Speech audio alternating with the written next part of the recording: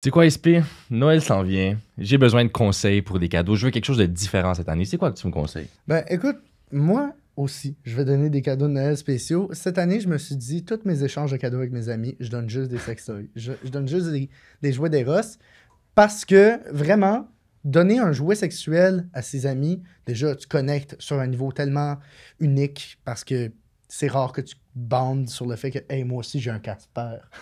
Fait que c'est rare que tu connectes là-dessus. Mais donner un cadeau, un jouet sexuel comme cadeau à ta blonde, admettons, c'est un cadeau que tu lui fais à elle, mais aussi pour votre couple. Fait que moi, ce que je dirais, parlant de cadeau pour le couple, la trousse du Docteur.G avec le fameux G-Pop, qui est un simulateur de point G. C'est vraiment cool, puis ça vient avec une coupe d'affaires. Comment ça fonctionne? Attends, tout d'abord, manie-le. C'est une drôle de forme, hein, quand même, c'est particulier. Indeed. Fait que dans le fond, tu sais, un vagin, c'est fermé, de base. Puis là, ce que tu vas faire, tu vas mettre un peu de l'aube dessus, puis pendant que tu fais un cunnilingus, tu vas rentrer la boule dans le vagin. Puis vu que, comme je l'ai mentionné, un vagin, c'est fermé, ben vu que c'est une toute petite tige, le vagin va se refermer sur la tige. Et là, la boule est en dedans. Fait que ce que tu vas faire, tu vas venir cogner contre l'entrée parce que ça fait gonfler le point G. Fait que ça a pour but de stimuler le point G puis à le faire popper. Mais pour le faire popper encore plus, tu peux utiliser la crème La Magie qui est dans le fond, ça sent le Vicks. OK. Ça sent l'eucalyptus. Mais, ce truc-là, c'est une tuerie. C'est incroyable. Vraiment, ça, tu mets ça sur le bout de tes doigts, puis quand tu vas faire le cunnilingus, tu vas insérer tes doigts, puis tu vas stimuler le point G avec cette crème-là. Fait que déjà, ça va réchauffer le point G, ça va faire en sorte que ça va être plus facile à stimuler. Puis finalement, dans la mini-trousse, il y a une chandelle à massage. Bon, la mienne est entamée parce que... Et c'est ça. Ça, c'est la chandelle romance. Fait que dans le fond, comment ça fonctionne? Je vous fais le scénario de rêve. T'arrives, ta partenaire est épuisée de sa journée au travail. T'allumes la bougie romance. Tu discutes avec elle pendant 20 à 30 minutes, le temps que la bougie fonde un peu. Une fois la bougie fondue, tu vas la verser sur son dos. Tu vas lui faire un somptueux massage. Puis ensuite, tu vas utiliser la magie pour commencer à get dirty. Puis après, tu utilises le G-Pop, puis t'offres l'orgasme unanime, incroyable, éjaculatoire qu'elle mérite. Puis, si t'es un hostie de crinqué, tu peux acheter, ça c'est pas un produit de la ligne Eros, mais c'est un produit que vous pouvez trouver chez Eros. C'est les produits de la marque Eye on Love. Ça, c'est hallucinant. C'est hallucinant. Vraiment, tu mets ça sur le clitoris de ta partenaire et son clitoris explose de bonheur. Ça n'a pas de bon sens. 2 gouttes, puis c'est suffisant. Ta partenaire va te remercier comme jamais elle ne va te remercier. Et ça, on achète ça sur Eros et compagnie avec le code promo COUILLE15. Je suis convaincu. Bonjour et bienvenue au podcast Entre Couilles, le podcast sur la sexualité des gars par des gars pour tout le monde. Cette semaine, on a encore un invité, Daniel, un invité de marque. C'est une légende du Québec. Peux-tu m'en dire plus? C'est un homme fascinant. C'est Rick Harn. Okay? C'était sincèrement, pour être honnête avec toi, SP, c'était pour vrai un de mes épisodes préférés à date qu'on a fait. C'était incroyable. Il est super intéressant, super intelligent. On a démystifié plein de mythes, on a break plein de tabous, exactement ce qu'on vise ici. Donc moi, je suis super content. Puis ce gars-là, c'est une encyclopédie de la pornographie. Ça n'a pas de bon sens. C'est fou. Il va te sortir des dates. Il va te dire, ah oui, tout a commencé en 2004, en septembre. Puis il va te raconter tout ça. Ça n'a pas de bon sens. C'est comme une encyclopédie de la pornographie. Puis c'est fou à quel point, derrière, on s'imagine tout le dos qui fait de la porn comme pas très brillant. Ce gars-là, il est brillant. Rickard, c'est un intellectuel. Absolument. Puis c'était vraiment un pur plaisir de jaser avec lui. Fait que sur ce, bon podcast.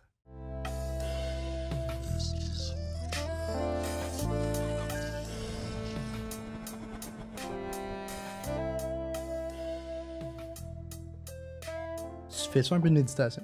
J'ai commencé, mais je devrais en faire plus. Mais ces temps-ci, ça a été assez rock'n'roll. Là. Ouais. J'ai eu une rechute en cannabis. Oh, je suis pas gêné de le dire, là, mais c'était ça ma relaxation. Mais là, avec mon manager puis d'autres personnes, j'ai comme recommencé le sport intense, mais je vais retourner dans la méditation. Mais le cannabis, c'est la drogue la plus courante dans l'industrie. Ça, c'est très Ah ouais. Ah ouais? C'est très... c'est une drogue douce, mais pour moi, elle me va pas du tout.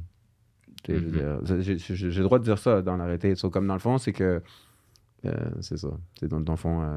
Comment ça, c'est la drogue la plus répandue dans le milieu? Parce que, je sais pas, I guess c'est des artistes. So, tu sais, genre, ça développe la créativité, puis c'est comme un lien amical. Ça commence-tu, genre? Ouais, c'est déjà commencé. Oh, fuck. La première question, c'est son le cannabis. OK, moi, j'attendais aux autres questions. Ben, OK, comment ça, c'est la drogue la plus répandue, mais dans le sens que, dans le fond, beaucoup, moi, à l'époque, en 2000, quand moi, j'ai commencé à consommer beaucoup, j'avais arrêté pendant 5 ans, mais à l'époque, de mémoire, c'était en 2011, il y avait un studio qui s'appelait MSM Studio, où est-ce qu'il y avait Bruno B., qui était un acteur connu dans le temps. Il est né le 14 septembre 1977. Puis dans le temps, dans le porn, il y avait ce gars-là. C'était dans le temps du reality porn. Puis c'était un genre de gars qui faisait un site. Hi, my name is Bruno B. Welcome to my website.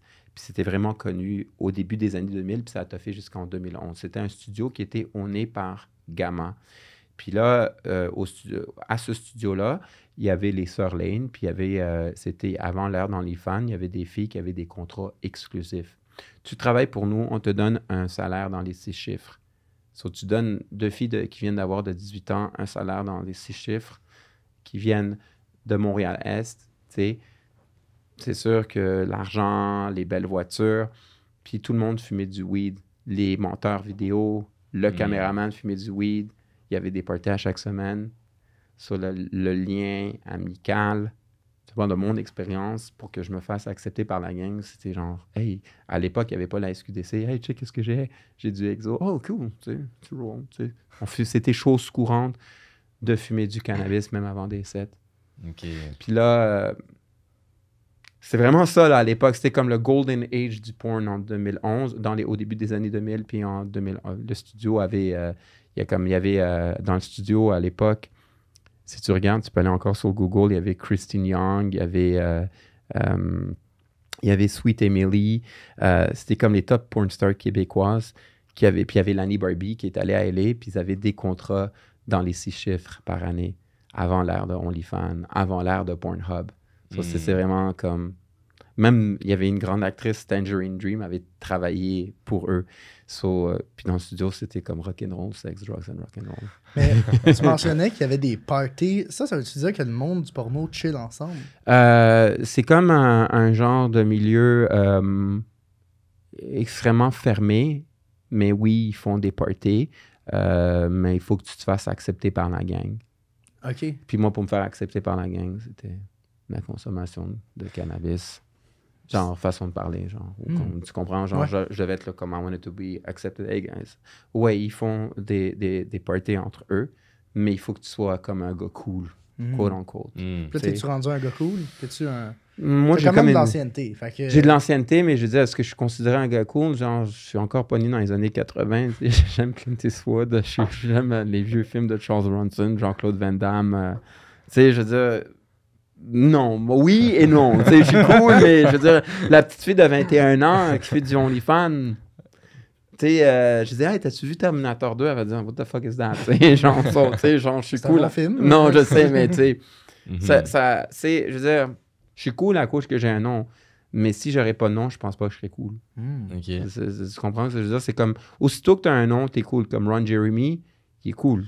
Mais puis maintenant, parce qu'il est en prison, mais comme un peu licheux, s'il serait pas en prison, beaucoup de filles voudraient le fourrer. Ah ouais? Ouais. Aussitôt que tu as un nom, c'est pas compliqué. Tu as un nom, tout le monde veut te baiser. Ça fonctionne comme ça. Puis, c'est du cloud.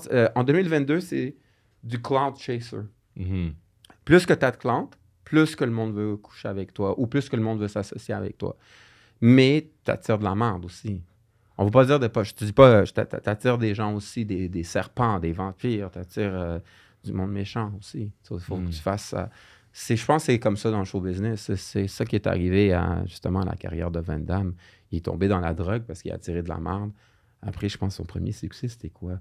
Quand il avait fait Bloodsport, il se faisait payer 70 000 par film. Puis après ça, quand il y a eu un contrat avec Universal, il faisait 5 millions par film. Là, après ça, il mettait 10 000 $ de coke par semaine. Il a tiré de la merde. Après ça, sa carrière, Puis après, il a dit la meilleure phrase du monde. L'eau, c'est tellement bon. Dans 20-30 ans, il n'y en aura plus. C'est incroyable. C'est comme une vidéo de Jean-Claude Van Damme dans un gym. Il fait passer en entrevue. Il y a un gars qui a genre une grosse bouteille d'eau. Il pogne, il cale la bouteille, puis il fait c'est tellement bon l'eau. Dans 20-30 ans, il n'y en aura plus. Ouais, il fait des genres de sophismes, genre comme pour avoir l'air intello, là. Puis ça comme pogne. On sait pas. On sait que c'est de la bullshit, mais ça est comme. C'est ça. Ok, je vois le style. C'est ça. Mais justement, j'ai comme l'impression que t'es comme dans un... T'es en train de remonter une vague. J'ai l'impression que t'es comme en train... Il y a comme du courant pour te faire remonter en haut de la vague Ouais, ben écoute, j'ai... ce qui peut expliquer dernièrement mon succès au niveau de la popularité, c'est multifactoriel. Ça a commencé par... Il y a eu la pandémie. Pendant la pandémie, il y a eu le coronavirus. Puis j'ai décidé, OK, this is it. Je vais prendre une marge de crédit de chez Desjardins.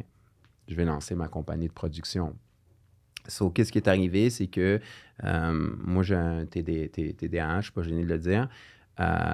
Et il y avait beaucoup de temps libre. Tu sais, working from home, on ferme toutes les gyms.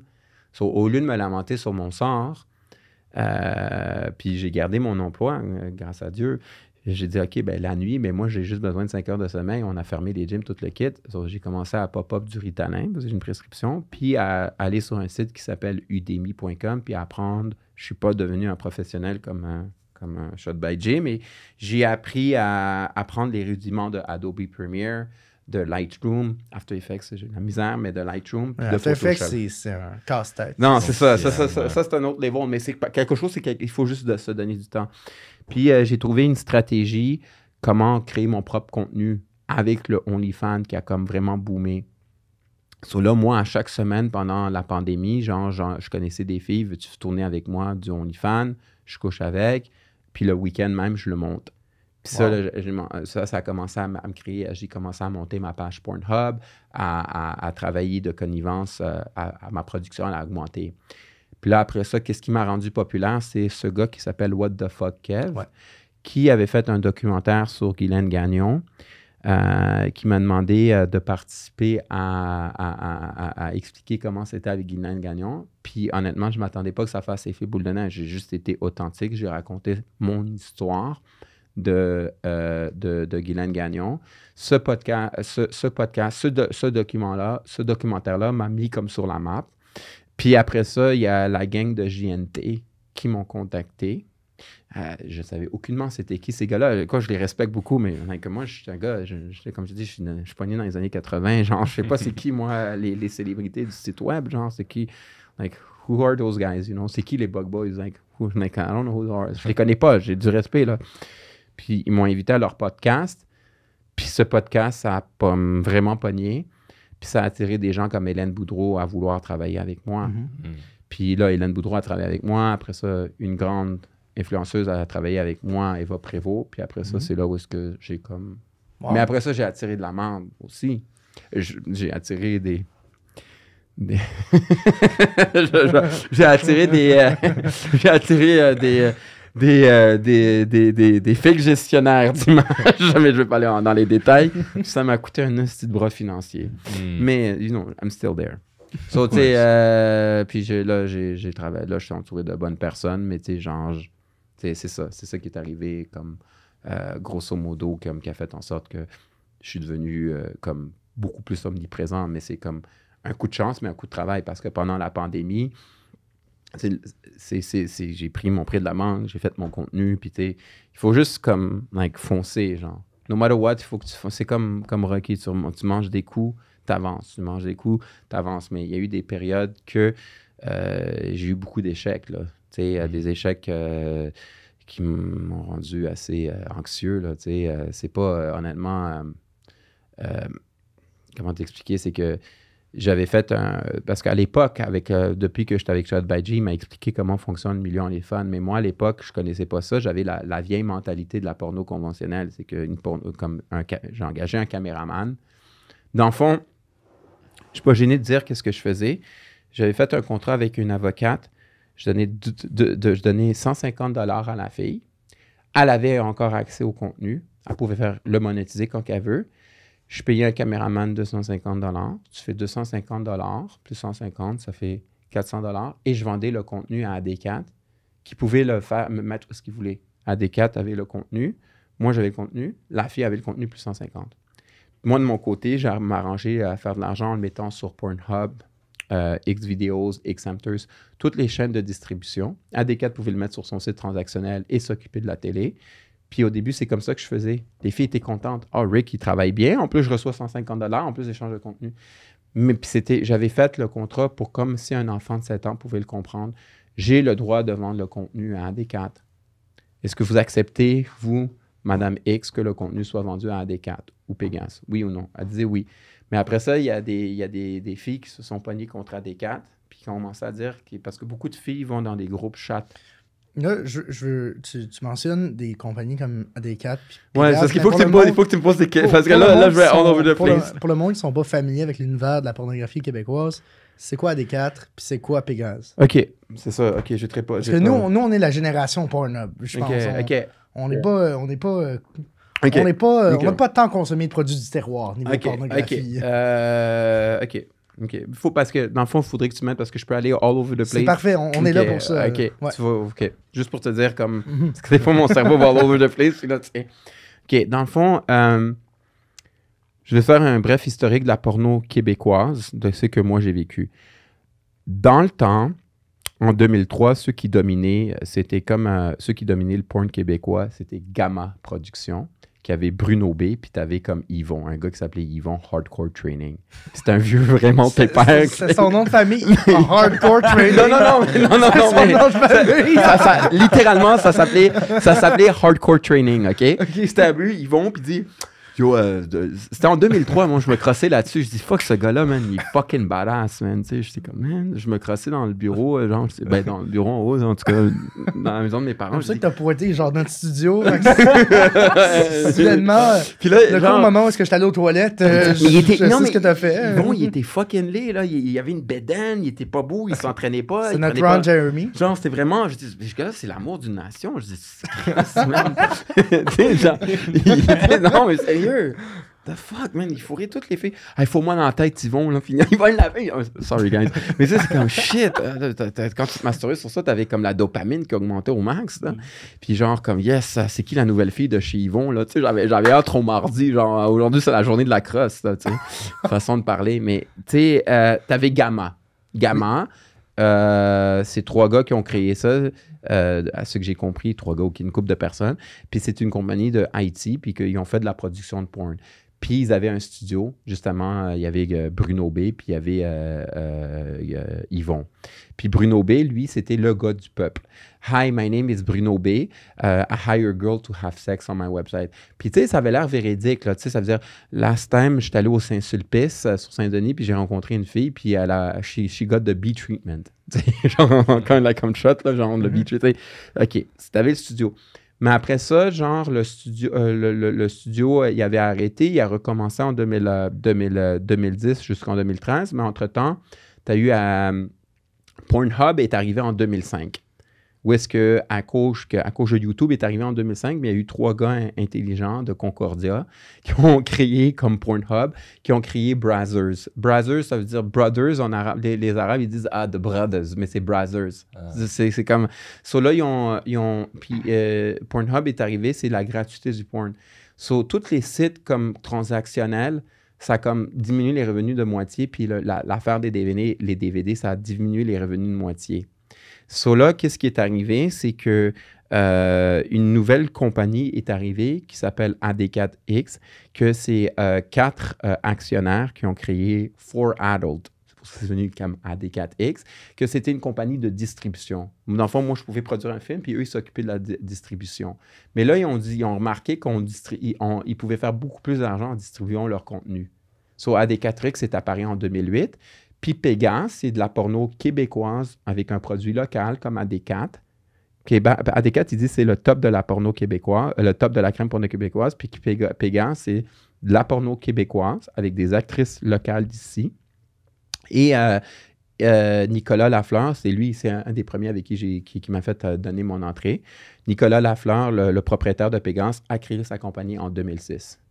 So, lui, ça fait 16 ans qu'il est en business, puis AD4, ça fait à peu près depuis 2008, qui était une compagnie de distribution, mais qui sont devenus producteurs par la suite, en 2012. Wow. Puis ça s'est passé comment, justement, ton entrée dans le milieu? Ah, OK. Bon, c'est ça ma question. OK, mon entrée dans le milieu. Mais avant, on a un petit cadeau de la part d'Eros pour toi. Ah, nice. C'est quoi? Puis on voulait, je te laisse le déballer. Oh, nice. C'est quoi? Je l'ai choisi avec le gérant du Eros de la Plaza Saint-Hubert qui s'appelle Louis. Cet homme-là est incroyable. Ah, merci. Vraiment cool. Merci, Louis. Oui. Merci, toi aussi. C'est quoi? Ouais. Je vais te l'ouvrir, toi. Ah oui, oui. Go for it. J'ai juste chaud, ça. Excuse-moi. C'est pas parce que je vais mettre mon chandail du UFC, là. Oh, OK. Non. J'ai juste... Excuse-moi. Oh, yeah. C'est le Casper. C'est un masturbateur avec vibration. Mais pour les hommes? Oui. Ouais, moi, un modèle, c'est nice. Regarde, c'est comme ça. C'est super stretchable. Fait que, tu sais, ça s'adapte à toutes les tailles. Tu mets... tu mets ton pénis là-dedans? Tu mets ton pénis là-dedans. Tu mets du lubrifiant, évidemment. OK. Ça, tu peux mettre ça en dessous de tes couilles. Ça va juste te supporter. Puis, tu as un bullet qui vibre. Puis, tu as 15 vibrations. Wow. Ouais. OK. Ouais. C'est vraiment, vraiment cool. T'as-tu déjà utilisé un jouet pour te masturber? Non. Ça serait une première. Non, okay. Moi, c'est... Tu me donneras du feedback. Ouais, mais merci à Eros et compagnie. Et merci à Benoît et merci à toi, SP. Nice. C'est un beau cadeau. Ouais. Mais moi, no joke, ces derniers temps, j'ai l'impression qu'avec tous les jouets qu'Eros m'ont donné, je suis en train de devenir un cyborg sexuel. Je suis comme à mi-chemin entre un homme et une machine. J'utilise des trucs, tu sais, comme... OK. C'est l'instant promo, mais cette affaire-là, ça, c'est un cock ring pimpé. C'est incroyable. OK, c'est un cock ring. OK. Ça, tu mets... Mais ça masse la prostate, genre? Non. Dans le fond, ce qui se passe, tu mets tes couilles là-dedans. OK. Ton pénis là-dedans. OK. Tout le long. Fait que ça, ton pénis... Il est de la longueur que ouais, on se comprend. T'as ta génétique, c'est pas de ton contrôle. Puis, c'est ça, fait que il y a un bout de pénis qui sort. Puis, ça vibre. Ah, OK. Faut que je l'active. Mais ça vibre ici pour stimuler le clitoris, mais aussi ici, parce que ça rentre. OK. Puis ça va stimuler le point G. OK. Fait que le clitoris plus le point G, stimulation totale, cyborg sexuel. OK, ouais, parce que le point G est pas loin de l'anus, qui est comme dans la période prostatique. OK, ouais, get it.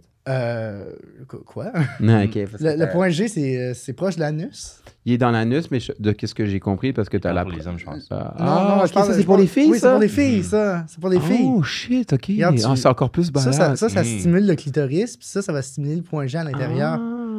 Tu mets ça, puis évidemment, comme un cock ring, ça maintient ton érection. OK, ça maintient ton érection. Ouais. OK, 3-1. En plus que la fille a un orgasme. Ouais, okay. Non. Incroyable. Je suis un cyborg, mais pas un cyborg qui pense juste à sa queue. OK. Un cyborg sexuel. altruiste. Altruiste, ouais, parce que tu donnes à ton prochain. Ouais.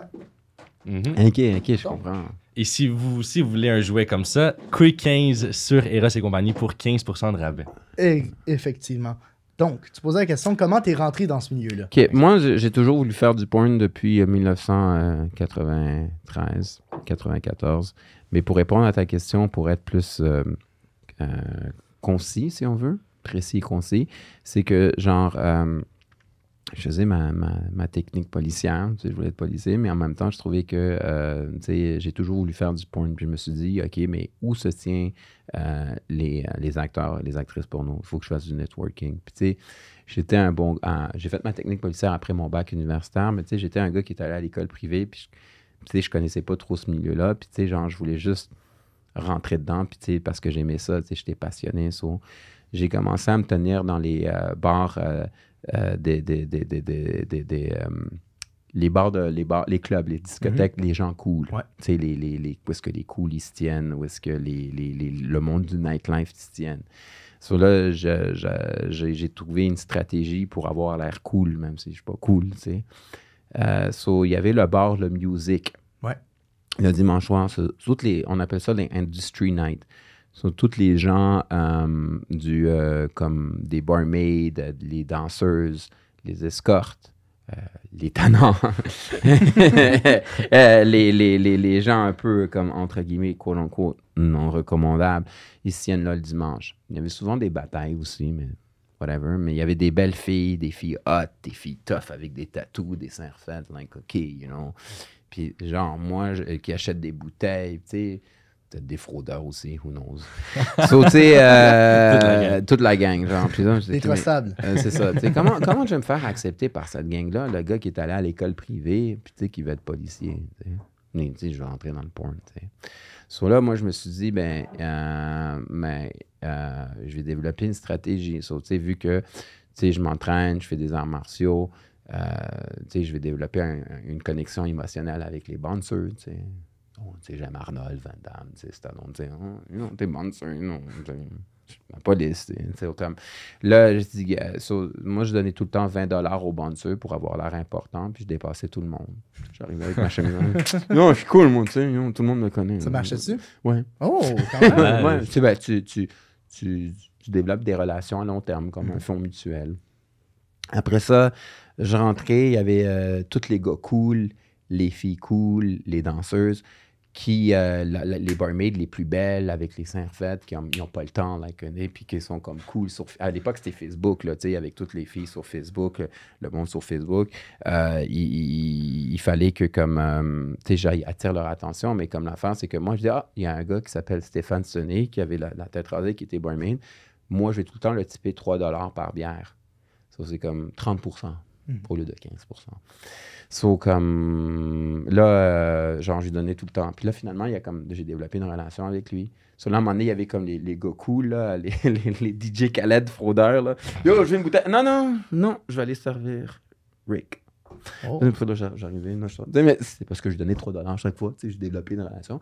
Là, j'avais l'air important. So, là, j'ai demandé au manager du music. Il m'a parlé d'une compagnie qui s'appelait El Diablo Productions.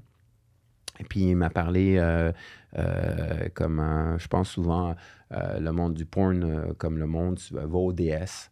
Ce gars-là, je suis allé au DS à Laval, un bar de danseuse, puis je suis allé voir le DJ, puis il m'a dit « Contacte Pégase ». Le gars de musique m'a plugué avec El Diablo, puis « Contacte Pégase ». Production. So, moi, j'ai appelé le numéro qu'il m'a donné, puis j'ai commencé à expliquer... comme ma passion pour le porn, puis c'était Nicolas Lafleur dit ça, on a besoin d'un gars comme toi, t'as une bonne attitude. Je dis, regarde, moi, tu sais, genre, dans ma vie personnelle, je suis un gars qui est en couple, j'aime juste le porn, je veux juste faire ma scène, partir chez moi, puis être avec ma blonde, j'aime juste le sexe, j'aime ça, être devant la caméra, genre, j'ai toujours un métier, je lui parlais de Peter North, de John Doe, des acteurs de la vie. T'as tellement la bonne attitude, je suis prêt à te donner ta chance. Puis là, il m'a contacté 2 mois plus tard. Tu auras ta première scène le 5 novembre, un vendredi, 5 novembre 2010. Puis là, j'étais comme nerveux. Puis, tu sais, genre, je voulais m'assurer de bander. Je suis allé voir mon cardiologue. J'ai fait exprès d'aller voir mon cardiologue. J'ai un cardiologue parce que j'ai une bicuspidie aortique. Ah, moi aussi. Ah, yo, bro, on est pareil. Ouais, on est le même. Asymptomatique, moi. Ouais, asymptomatique. Ouais, t'as un souffle au cœur, ouais, un souffle au cœur. Ouais, moi aussi. Mais exactement, bicuspidie aortique, précisément. C'est aussi, je suis allé voir à l'Institut cardiologique. Je lui ai dit, garde, tu peux-tu me prescrire du Viagra de Pfizer? Puis il me l'a prescrit. Je voulais être préparé. Puis le 5 novembre, moi, j'étais tellement nerveux. Le 4 novembre, j'avais fumé du cannabis la veille avec une gang d'amis au gym. Parce qu'on avait un gym, puis là, la veille, j'ai comme fumé du cannabis, puis j'étais nerveux, puis tout le kit. It's gonna be good, bro. Like, she's gonna put your ass like that, and you're gonna fucking make it, bro. Non. Puis là, genre, OK. Puis là, pendant tout le trajet, j'étais nerveux, genre. Puis là, il a conduit, puis je jouais le rôle. J'étais arrivé, c'était dans l'appartement de Nicolas, quand c'était dans ses débuts, là, tu sais. Ça faisait 4 ans qu'il était en business, puis je voyais ses films, tu sais. Genre, il y avait toute la gang de DVD, Les Attrape-Connes. Genre, 25 queues pour un... Pas 25 plots pour un pénis. Ça, c'était vraiment des titres fuckés, genre. Puis là, du sexe pour les aînés, là, c'était what the fuck. Puis mon premier rôle, j'ai joué le rôle de Docteur Lamoureux, qui est un collègue à Dr. Noon, puis qui couche avec Alissa. C'est là, c'est que en jouant le rôle de docteur Lamoureux, j'ai examiné, j'avais une petite pause break, puis j'avais ma montre, ton pot de crocodile. Ouais, OK, j'ai le temps, mais tu sais, je bégayais un peu dans mon rôle, j'avais mes cheveux. Puis, tu sais, ça a super bien été, là. Mais j'avais pris le Viagra, ma première scène, puis après ça, il m'a rappelé, il a aimé mon attitude. Pour que, tu sais, ma première scène, je me suis senti comme Superman. Là. Tu sais, je pensais que j'allais être millionnaire. Là. Tu sais, il m'a donné un coffret de 200$, la titre, mais tu sais, je pensais que let's go, là, je deviens une star. Là, tu sais, genre, yo, je l'ai dit à tout le monde à mon gym, nanana, puis je l'ai dit. Je suis comme, le trailer est apparu sur Pornhub, puis je l'ai dit à toute la gang de techniques policières. C'était allé au dîme, puis ils m'ont comme dit, yo, t'es pas fait pour la police. Oh non. J'aurais dû fermer ma gueule. Hey, moi, je m'imagine juste un programme de com, jase de nos fins de semaine. Hey man, tu sais pas quoi? Oh, regarde, c'est moi. Ouais, le pire, c'est qu'il y avait la guerre. J'aurais dû fermer ma gueule, mais whatever, je regrette pas. It happened. So, après ça, de fil en aiguille, j'ai travaillé la deuxième scène. Il m'a appelé pour que je joue le rôle de Monsieur Lajoie, qui doit montrer à son fils attardé c'est quoi le sexe, qui jouait le rôle de Ticouille. Ticoun, mais Ticouille. OK? Puis, son fils attardé, il s'appelait Ticouille. Quoi? C'est les scénarios de Pégase. Fils attardé dans le deuxième film porno que t'as fait? Ouais, je te jure, c'est sur Pornhub. C'est un beau-père de famille pour la gardienne devant son fils attardé. Oh! Puis là, moi, je me suis vraiment mis dans le rôle, là, tu sais, je me suis mis en soude, tu sais, genre, puis genre, petit couille. C'est comme ça qu'on mange un clitoris. Téton, il y avait son c'est vraiment comme en 2022, ça aurait pas passé. Ça de bon goût, tout ça. Puis là, je dis, garde, après que j'éjacule sur la fille, regarde, petit couille, t'auras une barre d'Oreo, là. D'Oreo, j'avais donné une barre d'Oreo. Bravo, petit couille, t'as compris, là. Aïe, aïe, mais le gars qui faisait l'attardé. C'est un acteur aussi. Ça devait tellement pas être le fun comme gig. Non, il aimait ça parce qu'il y avait un threesome. Après, t'avais Ticouille qui fourrait Samantha Ardente, la fille qui s'est faite expulser. Il y avait elle, puis il fourrait la fille que je baisais après, que j'avais baisé avant. Sur lui, t'es content. Tu baisais aussi avec toi? J'ai baisé Lydie. La fille, c'était. J'ai tourné, parce que j'ai du respect. J'ai tourné avec Lydie Angélique. Puis Lydie Angélique avec Samantha Ardente. Non, c'était une autre fille. Après ma scène, le gars, Ticouille, il y avait un threesome. C'est Ticouille qui a appris de moi. Est-ce qu'il y avait un threesome devant la caméra ou c'était juste. Non, te féliciter. Non. Ticouille, il y avait un threesome devant la caméra après ma scène. C'était dans l'histoire. C'était dans l'histoire. OK, je pensais que c'était comme la récompense, puis ça a fait cocold. Non, Monsieur Lajoie, qui était mon rôle, montrait à Ticouille comment baiser, puis Ticouille a vraiment appris à baiser les deux filles après. Okay. J'espère qu'il a appris les enseignements de Monsieur Lajoie. Ouais. Après ça, qu'est-ce qui est arrivé? J'ai eu ma troisième scène avec Samantha Ardente. On était 3 gars sur Samantha. Puis après ça, de fil en aiguille, j'ai appelé le studio Gamma, parce que tu sais, c'est un petit milieu. Puis j'ai dit, j'ai travaillé avec Nicolas Lafleur de Pégase, puis j'avais tombé sur un producteur qui s'appelait Vid Vicious. Il a quand même été un mentor pour moi. You know, kid, if you want to fucking be the best porn star, you have to shit, to eat and think like porn all the fucking time. Il me parlait vraiment right away, like comme ça. This is how you're gonna fucking make it. Puis j'ai tourné pour la compagnie. Ça? OK. J'ai tourné pour Gamma, puis j'ai tourné pour les Sœurs Lane. Puis les Sœurs Lane, ils m'aimaient la face. Comme, la face. Ils m'aimaient moi, puis j'étais leur acteur, puis j'étais un acteur au studio.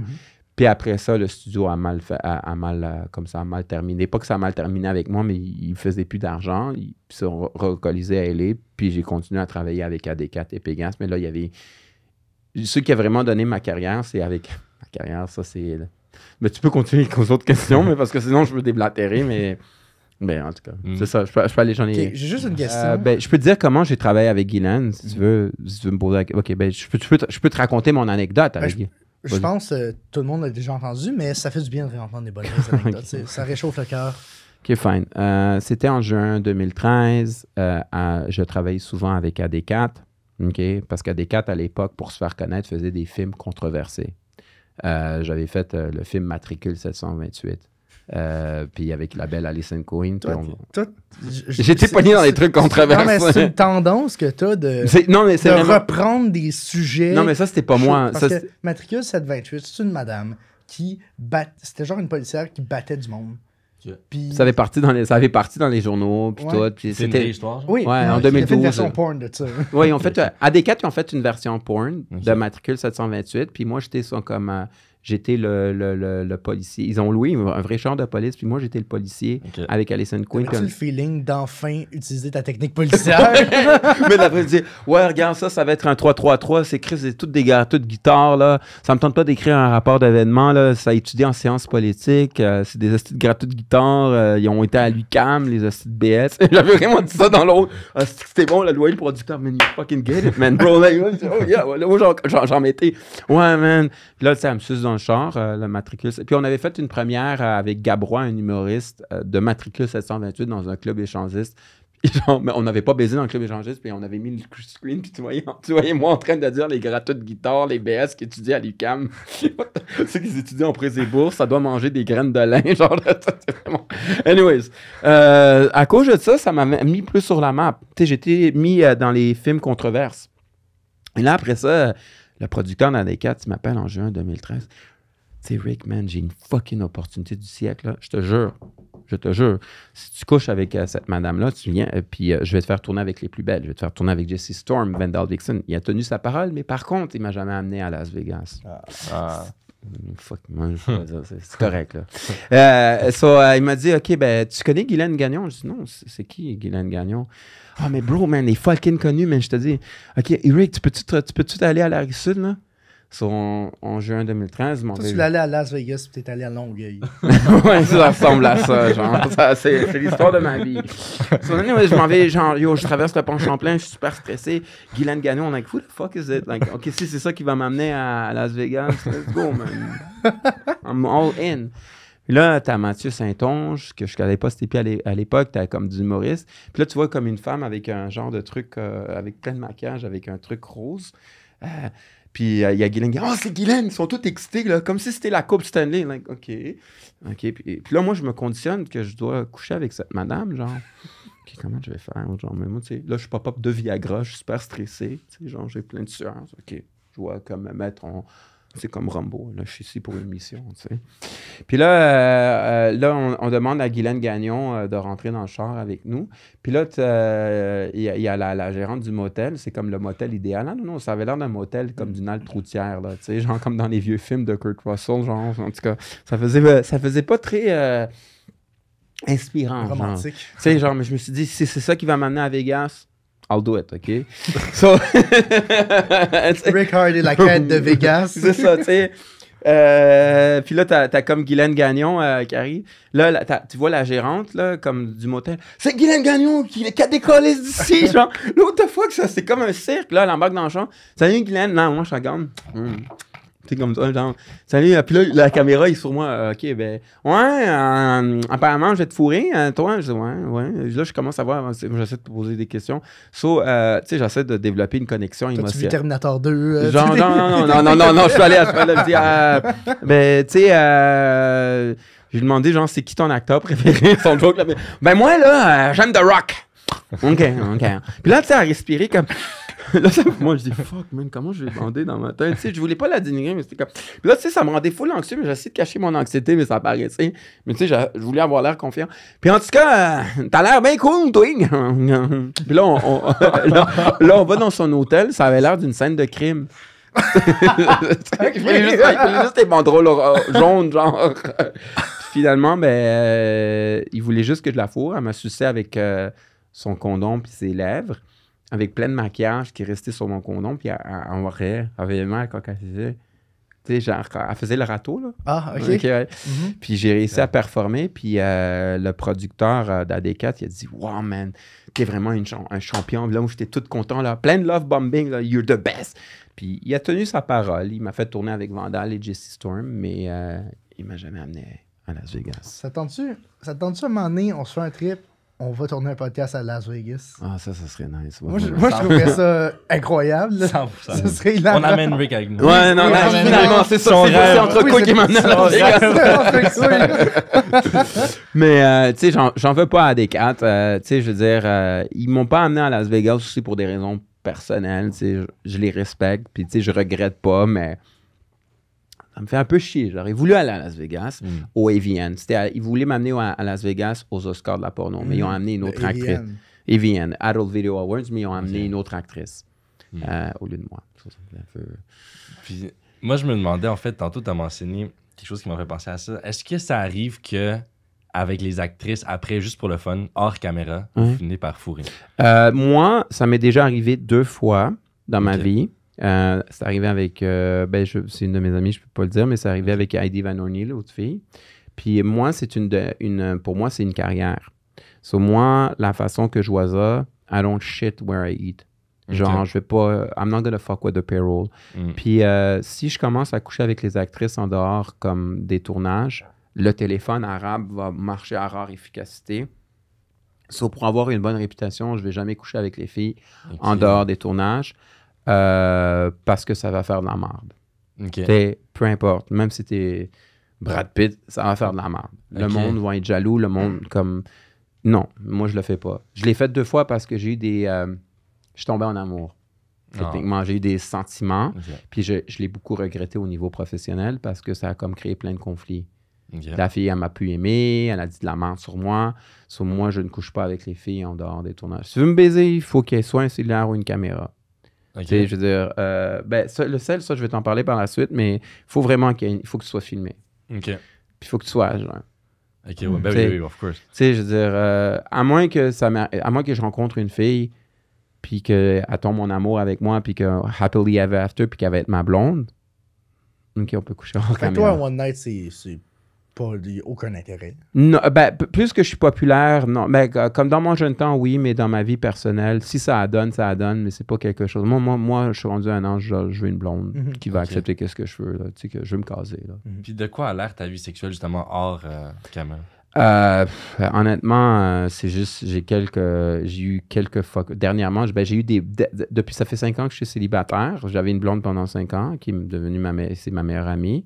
Mais depuis 2018, je suis célibataire, mais j'ai eu comme 2 blondes de 4 mois. 3 blondes de 4 mois. Puis j'ai eu quelques fuck friends aléatoires de façon erratique. Pas vraiment, tu sais, ma vie sexuelle est plus sur le porn, mais j'ai eu comme quelques fuck friends. Puis est-ce que il y en a qui t'ont reconnu? Sur les sites de rencontres ou dans la vie de tous les jours? Comme mettons, je suis une fille, puis je te jase, puis là, on devient fuck friend, puis à un moment donné, je suis comme... Ouais, il y en a qui m'ont reconnu, puis ils s'attendent. Ouais, j'ai rencontré des fuck friends, puis il y en a des fuck friends. J'ai rencontré des filles sur des sites de rencontres qui étaient record, puis tu sais, ça me donne tellement de la pression sexuelle. Ils pensaient que j'allais les faire venir, que tu sais, j'étais le master Jedi de l'orgasme, puis que I'm just a fucking normal guy, genre, tu sais. So, ouais, ça m'est arrivé, puis des fois, ces filles-là, je trouve que c'est un petit peu un turn-off, c'est comme des groupies, genre. Je me sens comme expendable, c'est comme tu veux juste me fourrer parce que genre je suis Ricard, genre je suis pas, tu sais, tu veux que je sois une anecdote pour toi. C'est ça, tu sais, genre c'est plus ça, c'est comme OK, là j'avais couché avec une BBW, là, Big Beautiful Woman, puis pour elle c'était comme la Coupe Stanley là que j'ai couché avec là, tu sais. OK, bravo championne. Je veux dire comme OK, tu sais, mais je veux pas la dénigrer, mais ça m'a, tu sais. Je suis curieux, on le voit ces derniers temps. Le monde de la porno plus traditionnelle commence à s'essouffler un petit peu au détriment de l'augmentation de la popularité d'OnlyFans. Comment tu as vécu cette transition-là? Ça a été très difficile, mais c'est pour ça que je m'entoure des meilleurs comme Shot by Jay. Comment tu l'as vécu? Comment ça s'est passé? C'est ça, OK. Ben, c'est ça que je disais. OK. Moi, de ce que je comprends, c'est fucking tough. Moi, en même temps, c'est grâce à comme Shot by Jay qui m'a donné les outils à m'adapter à ce milieu-là. Moi, quand je faisais une scène conventionnelle, à l'époque, pendant la pandémie, j'avais un contrat que je vendais le contenu à D4 avec un caméra prenne professionnel. La fille était payée 150, elle avait accès à monétiser son contenu. Je donnais 250 au caméraman et je vendais ça à D4. Les filles étaient contentes. Mais il y a certaines filles qui se sont pognées avec AD4. Ça leur appartient, en que je ne veux pas aller dans leur truc. Ils ont commencé à dire « Rick, c'est un crosseur, ils vendent le contenu à AD4 dans notre dos. » Là, il y a plein de filles d'OnlyFans, ils ont commencé à me traiter comme si j'étais le Vincent Lacroix de la porn. Là. Comment je vais vendre le contenu à AD4 à 5 000 $ ou à 10 millions de dollars, puis je m'en vais vivre aux Bahamas dans les paradis fiscaux. Là. Ça avait l'air à ça, là, tu sais. Le nombre d'anxiété que j'ai eu, je disais « OK, you know what? I'm done with this shit. Là, je vais juste me concentrer sur OnlyFans. Là, je me suis dit, OK, comment, si je veux, parce que moi, mon rêve à moi, c'est d'être le meilleur acteur porno au monde. Je veux être le Tom Cruise de la porn. Genre, c'est ça mon rêve, OK? Genre, je veux que quand tu penses à porn, tu penses à Rick Hard, sans rabaisser les autres. Tu devenir scientologue aussi? Non, je suis pas scientologue. Mais là, l'affaire, c'est que je me suis dit, OK, comment je peux devenir the best of the best? Il faut que je m'adapte au marché. So, tu sais, je peux pas courir tout le temps au producteur, engagez-moi. Je dis qu'il faut OnlyFans is the new fucking trend. So, c'est qui les meilleurs réalisateurs d'OnlyFans? OK, il faut que je m'adapte aux créatrices de contenu parce qu'il y a une distinction entre porn star et créatrice de contenu. Créatrice de contenu, son seul contenu explicite se retrouve sur OnlyFans. Porn star, ça se retrouve sur Pornhub, ça se retrouve à la télé, ça se retrouve sur Xvideo, ça se retrouve sur Xhamsters. Sur Google Images. Exactement, Google Images. So, comment je peux avoir ces créatrices de contenu qui vont être attirées par Rick Hard qui est comme all over the place? So, je me suis dit, OK, mais je vais travailler avec les meilleurs caméramans amateurs d'OnlyFans. So là, au début, je prenais des caméramans. Ça, c'est important comme question.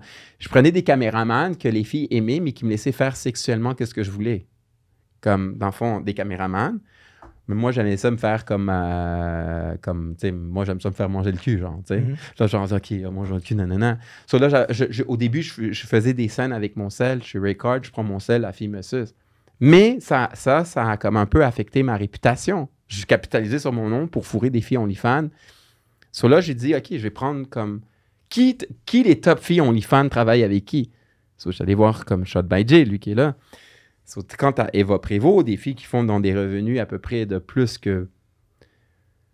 Non, mais façon de parler, comme ils font à peu près 20 000 par mois. Hein? Puis ils payent ce gars-là. So, je me suis dit, il faut que tu trouves une façon cartésienne dans l'amateur à faire du OnlyFans. Mais le seul contenu de Rick Hard, pour le moment, les nouvelles productions que je fais, se retrouvent juste sur OnlyFans. So, j'ai dû m'adapter au marché, puis la transition, elle a été très difficile. Parce que au début, je détestais OnlyFans. Oh, fuck that shit. Genre, dans ma tête, j'avais des préjugés contre les filles d'OnlyFans. Ah, c'est des filles sur le BS qui prennent des chèques de la PCU puis qui se filment avec leur sel. Mais en réalité, j'ai pas le choix de me faire aimer par eux, puis je retire mes paroles. C'est des filles travaillantes qui sont entrepreneurs. Puis je suis content même. Au début, je détestais OnlyFans, mais maintenant, je suis content. C'est des lady boss. C'est comme des Michelle Obama du porn. C'est comment qu'est-ce que je veux dire? C'est des lady boss, c'est des femmes entrepreneurs. They know what the fuck they want. Ils n'ont pas à dépendre d'un producteur. Ils choisissent la queue avec qui sucer. Aujourd'hui, ça me tente de sucer SP. So, I'm gonna fucking hire you. Genre, tu comprends ce que je veux dire? J'ai gagné. C'est comme, tu comprends? So, t'as pas le choix de te faire accepter par cette gang-là. Mais c'est fucking tough. Surtout un homme de 40 ans comme moi, genre, qui a pas de cheveux, mais fuck, man. Mais, c'est pour ça que je m'en tourne des meilleurs, parce qu'il y a des filles d'OnlyFans de 21 ans. Moi, je veux pas le goût de slide dans un DM d'une fille de 21 ans. Non. Yo, tu collabes avec quoi? Meaning, j'ai le goût de te manger la plotte puis d'éjaculer dans ta face. C'est ça que ça veut dire, une collab. So, moi, je veux que le monde vienne à moi. So, c'est ça que je suis en train de faire, la game, là. Et ça, c'est fucking tough. Est-ce que tu dirais que le milieu OnlyFans, finalement, il est plus sain que le milieu de la porn traditionnelle? Oh, man, la question qui tue. Pour les filles, oui. Pour les gars, non. Oh. Ah ouais? Comment ça? Pour les filles... OK.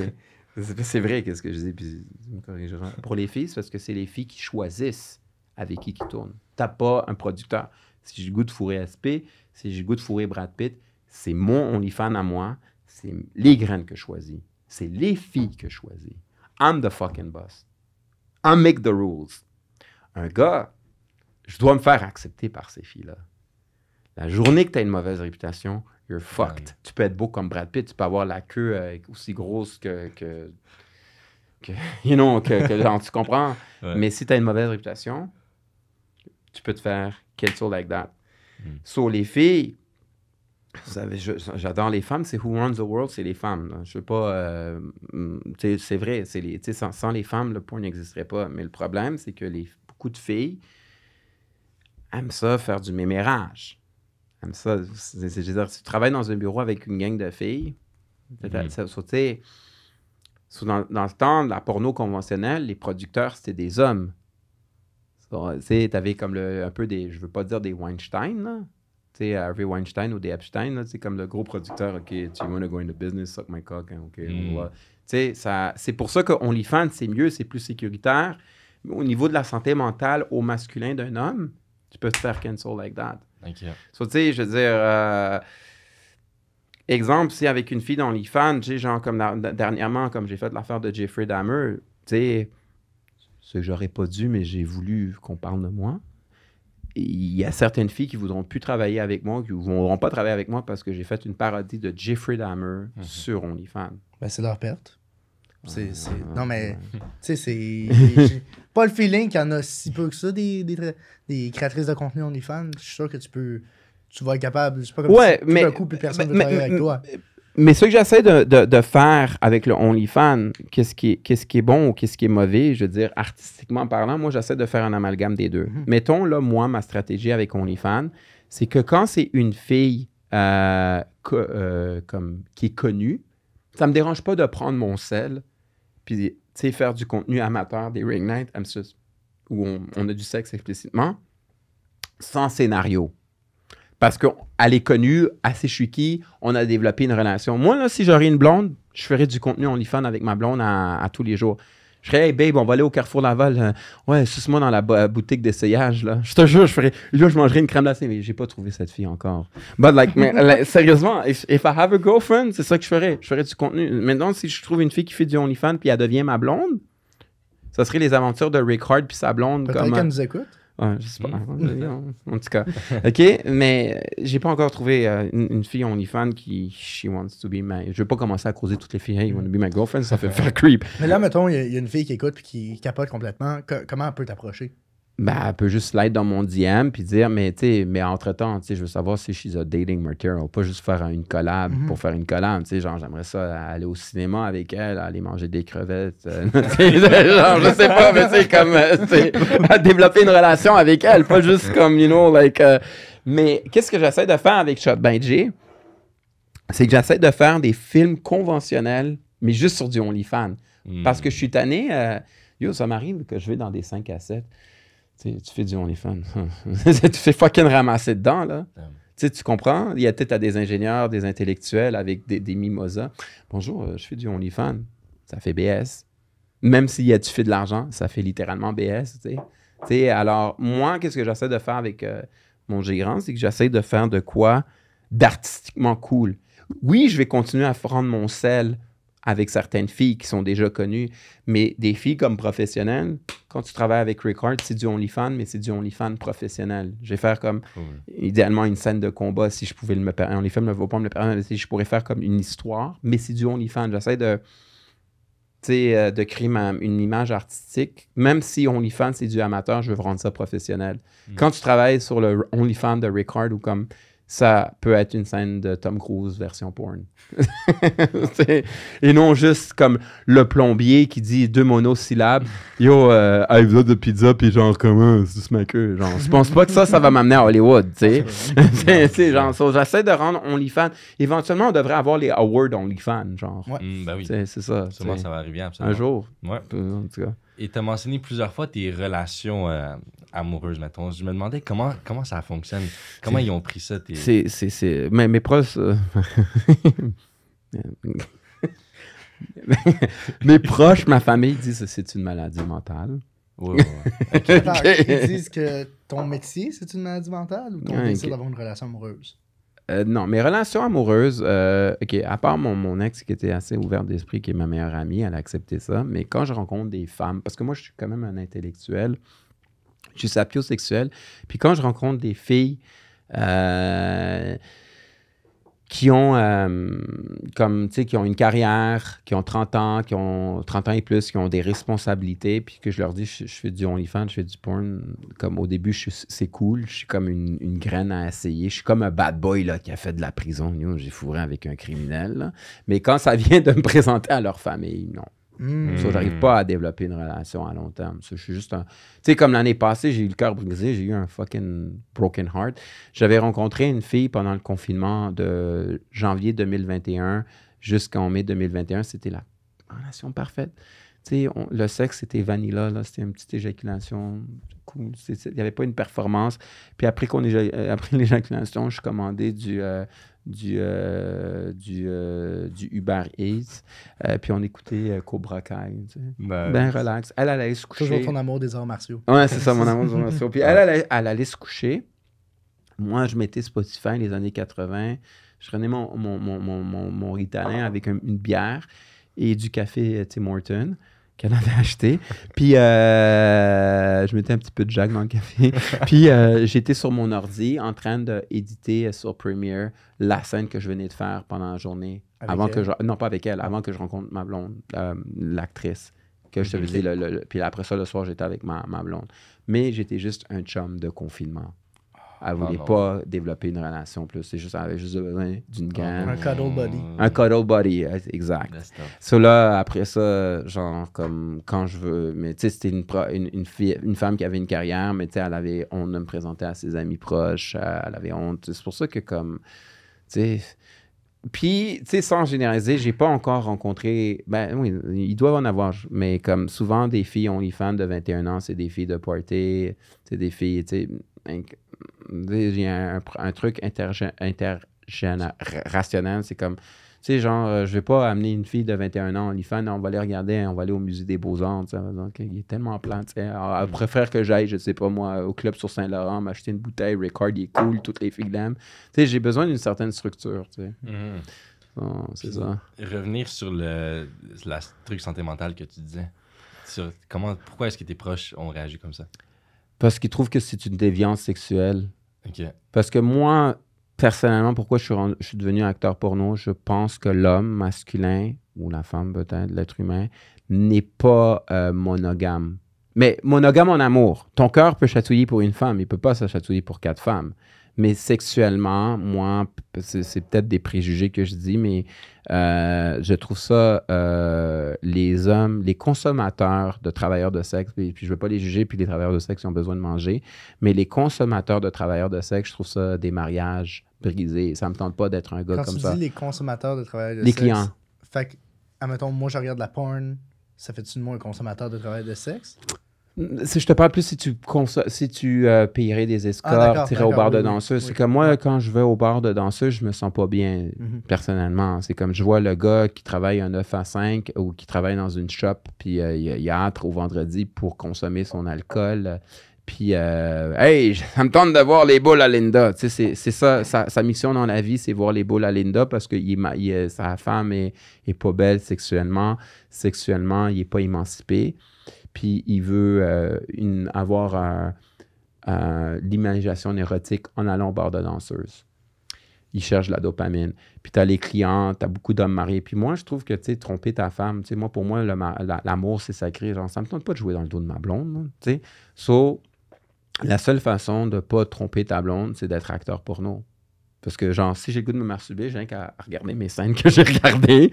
Puis, tu sais, je suis satisfait, puis je suis avec ma blonde. C'est pour ça qu'idéalement, je devrais sortir avec une actrice porno, mais j'ai juste pas trouvé la fille qui veut être avec moi. As-tu le feeling que t'es victime du fait que le consommateur de contenu OnlyFans moyen est attiré par la jeunesse? Et donc, peut-être que la plupart des filles que tu vas rencontrer de ce milieu-là sont tout le temps de plus en plus jeunes. C'est rare que tu vas voir une fille qui est peut-être plus mature, peut-être plus de ton âge. C'est ça. C'est ça qui est tough, ouais. Tu marques un point, puis tu sais, genre, comme, j'ai pas... Tu sais, depuis que je suis populaire, j'arrive à tourner... Honnêtement, c'est à cause que je suis populaire que j'ai pu tourner avec des filles de 21 ans. 22 ans, c'est sûr que ça fait comme une fille de 21 ans. Hein, c'est quoi que tu as étudié au cégep, ton petit livre de biologie en Let me eat your pussy bit. Non, mais tu sais, non. Je dis ça en rôle, là. Ouais, malheureusement, c'est une réalité. Tu sais, je veux dire, but I still like sex. Tu sais, genre, moi, j'aimerais ça. Quel gars aimerait pas que toutes les filles de 21 ans... imagine, toi, t'es SP, ta pipe, là, avec... la grosse Cadillac, yo, hey, I'm on the run, man. Tu comprends? So, c'est sûr que je suis le vrai badass. Ouais, exactement, tu sais. So, ouais, vu que c'est beaucoup plus jeune, une réalité, mais tu sais, il y a du monde qui disent que OnlyFans, c'est comme la prostitution il y a des filles comme les actrices conventionnelles haïssent, les actrices porno conventionnelles haïssent OnlyFans. Ouais. Yeah, parce qu'il y a Jay, tu te rappelles ça je ne l'avais pas dit, mais ils disent que c'est de la prostitution de l'Internet. Parce qu'il y a plein de clients qui vont dire « Hey, je donne un exemple, est-ce que ça tenterait-tu de te mettre un cactus dans le cul, je te donne 2000 $? » Non, j'exagère, là, parce que sur OnlyFans, il y a des fans qui vont te demander est-ce que tu pourrais-tu, je sais pas moi, cracher sur Hochelag, genre, je vais te donner un type de 100 $. Notre dernière invitée, elle avait ce qu'on appelait les dick ratings. C'est des dudes qui envoient des photos de leur cul. Ouais, puis elle a donné des ratings, elle échange ça. Mais t'es comme entrepreneur, mais t'es comme esclave de ça. Tandis que les films porno conventionnels, à l'époque, quand t'avais un contrat d'exclusivité, t'avais comme 4 scènes par semaine, puis t'avais le rêve américain avec un salaire dans les 6 chiffres. Mais là, genre, rendu là, t'es comme rendu esclave de tes clients, de tes fans. C'est qu'ils te demandent des trucs, puis il faut que tu leur fasses plaisir. Sur un moment donné, c'est comme... C'est pour ça que moi, mon rêve, c'est d'être, oui, le plus grand acteur porno, mais je vais être une personnalité publique. Tu sais, genre, je voudrais avoir mon propre podcast pour pas, genre, juste dépendre d'être un fuckboy, genre. Tu sais, parce que moi, j'ai comme 40 ans, j'ai pas de tatou, je me considère pas travailleur du sexe, tu sais. J'ai jamais travaillé comme danseur, tu sais, j'irai pas... tu comprends ce que je veux dire? C'est complexe, tu sais, c'est ça à faire. C'est quand même tough, là, tu sais. C'est pas toutes les filles OnlyFans qui sont... C'est de la job, là. C'est pas toutes les filles OnlyFans qui sont top 1%. Quand tu es top 1%, là, tu fais dans les 10 000 à 15 000 par mois, là. Même plus. C'est illimité, là. Mais pour te rendre là, c'est de la fucking job. Il faut que tes fans t'aiment. You have to do your shit, you know? Puis tu dis que tu te considères pas comme un travailleur de sexe. Fait que est-ce que tu sépares la porn du travail de sexe? Moi, oui. OK. Parce que pour moi, un travailleur de sexe, ça, c'est moi, dans ma philosophie à moi. Un travailleur de sexe, c'est comme soit tu es danseur, tu fais de l'escorte. Moi, non. Moi, je suis un artiste. Ah, OK. Un artiste sexuel. I do porn. Est-ce que tu considères que tes vidéos, c'est des vidéos ou c'est comme des œuvres, des œuvres érotiques à tes yeux? Moi, je dirais plus des vidéos, mais comme certaines vidéos que j'ai faites, exemple avec Shot by J comme Dahmer, je trouve que c'est plus une œuvre érotique. Okay. Mais j'avais fait un autre film avec l'équipe d'AD4. À l'époque, j'avais fait un remake de Massacre à l'entrançonneuse. T'es beaucoup dans les remakes des événements. Je sais. J'avais fait un remake de Massacre à la tronçonneuse, lui de Top Hooper de 1973 ou 14. J'avais fait les désaxis de l'autoroute 13. Où est-ce que c'est des hillbillies? Il y avait Vandal Vixen qui squirt dans la forêt, là, puis des rednecks qui fourrent, genre. So, tu sais, je voulais faire de quoi de controversé, tu sais. So, tu sais, puis j'avais fait un remake de 8 mm de Nicolas Cage avec Mathieu Saint-Jean. Il jouait, au lieu du rôle de Xavier Dolan, il jouait le rôle de Xavier Drolette, qui était le bras droit de Monsieur Velvet. Dans le film 8 mm, il faut que tu le vois là. Anyways. So, tu sais, j'essaie de faire de quoi de différent, tu sais, mais c'est quand même tough, tu sais. Là, il y a une question qui me tracasse. Comment, admettons, je commence à créer du contenu OnlyFans, puis par miracle, il y a des filles de 21 ans qui veulent coucher avec moi, qui sont sur OnlyFans. Comment je peux m'améliorer? Comment un acteur porno peut-il s'améliorer? Est-ce qu'il y a comme une marge de progression? Oui, il y a toujours place à la progression. Moi, une des raisons pourquoi je n'ai pas progressé au niveau financier dernièrement, parce que je suis resté trop dans ma zone de confort. Mais oui, c'est la façon dont tu te places, la façon dont tu manges le clitoris. Il y a un jeune gars, tu sais, il fait plein d'argent sur OnlyFans, puis clairement, like, comme tu vois quand il baise, même si c'est filmé avec son sel, puis pas professionnellement, il a l'air vraiment comme manger du vagin, comme si c'était du poulet frit Kentucky, genre, tu sais. Puis comment c'est filmé avec l'angle, là, puis ça, tu sais. Oui, pour répondre à ta question, il y a toujours place à l'amélioration. C'est quoi qui distingue un bon acteur porno d'un mauvais acteur porno? Moi, je pense que c'est tes relations interpersonnelles avec... OK, tu as le point de vue technique, mais tu as le point de vue interpersonnel. Un bon acteur porno a toujours des bonnes relations interpersonnelles avec les autres. C'est une réputation, ça prend 20 ans à créer, puis ça prend 5 minutes à détruire. So, si tes collègues de travail, ils ne se sentent pas à l'aise avec toi, tu vas faire un temps, après ça, tu vas te faire cancel. Mais au point de vue de la caméra, c'est comme, il faut juste que les filles t'aiment, il faut juste que tu paraisses bien devant la caméra, puis qu'il faut que tes vidéos fassent faire sur OnlyFans croître les revenus de la fille. Tu fais faire de l'argent aux filles, they're gonna like you. Même, tu comprends. Puis si tu fais une bonne performance, il faut aussi qu'ils soient contents de tourner avec toi. So, tu sais, tu as l'aspect technique, visuel, puis tu as l'aspect relationnel. Mais l'aspect relationnel est plus important que l'aspect technique. Parce que si tu respectes les filles, puis les filles se sentent à l'aise, c'est déjà un gros step qu'un acteur porno qui a tout l'aspect technique, qui n'a pas la plus grosse queue, mais si l'acteur porno, il est tout le temps comme... il boit, ou il est dans la consommation, ou c'est un repris de justice, you know. T'as bien l'air à être cool, là, mais si t'es tout le temps instable dans ta vie personnelle, hein. Parlant de grosse queue, j'avais une question un peu plus deep là-dessus. Vas-y, on peut parler de grosse queue. Oui. C'est pas moi qui ai la plus grosse queue, anyway, ça je m'en fous. Mais justement, est-ce que ça t'arrive des fois de sentir une certaine insécurité par rapport aux autres gars dans le milieu? Oui. La jalousie fait partie du milieu. La jalousie, c'est ça qui crée des guerres.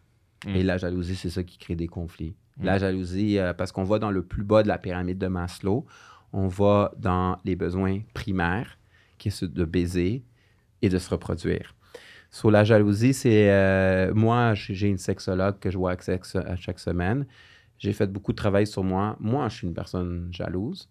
Tout le monde est jaloux dans ce milieu-là.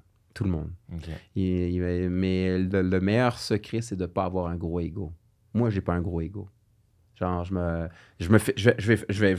vais pas me laisser faire, mais j'ai pas un gros ego.